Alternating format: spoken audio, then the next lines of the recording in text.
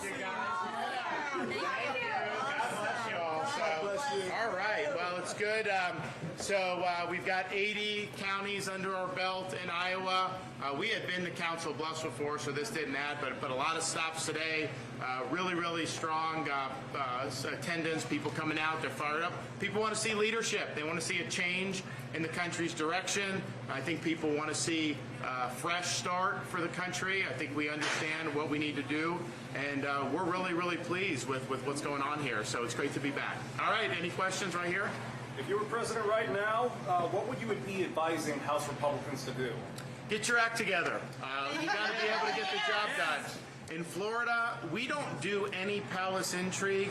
We don't do any type of political empty calories. It's not entertainment. It's not virtue signaling. It's delivering results. That's how you're judged. Are you going to be delivering results like we have in Florida on the economy, on immigration, on education, all those things that are really important? Or is it just going to be constantly some DC drama? So we know what we need. We need lower prices, lower gas. We need better budget. We need to close the border. We need to do more things on crime and education. All those things deliver results. And right now, I think people have seen a lack of results. Yep. The State Department updated their numbers, and it's now 29 Americans that have been killed by the Hamas attacks. What should the United States do for any Americans that are left in Israel? Well, we have a responsibility to bring Americans home. So we don't know who's being held hostage, because I don't think that they put that out.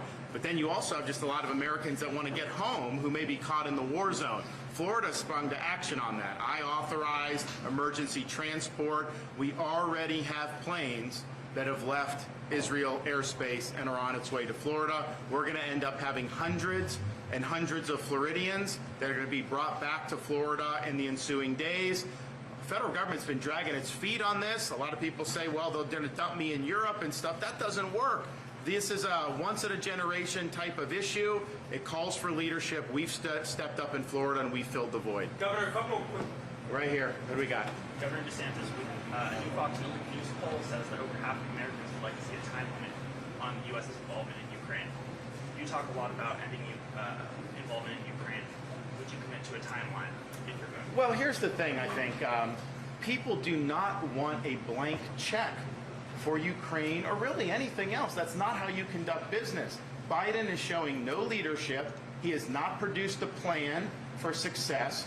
He's just simply asking for massive amounts. I mean, they've done more for 2 years in Ukraine than we've done, or almost as much in 2 years in Ukraine than we've done for the entire history of Israel in terms of the support there. So anything I would do as commander-in-chief would have a concrete objective, and it would be something that would be achievable. And part of that is the lessons from me serving in Iraq, where we were spinning our wheels. We didn't really know what we were accomplishing, trying to create a democracy, doing things that were too elusive.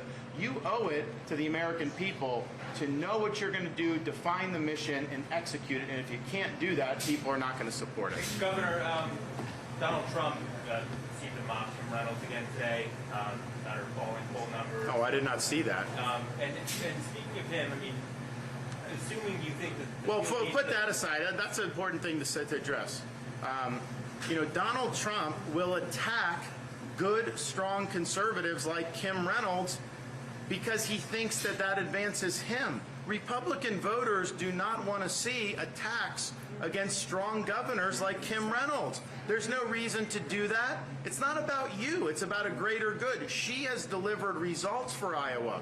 She has been a leader that has been able to enact a lot of great policies. There's no reason to be taking pot shots, but I think it's another indication Trump views everything through the lens of him. That if you are kissing his rump, then you're great. If you're not, then he's going to attack you. That's not leadership. Leadership is about what you can do for the people you represent. It's not about you.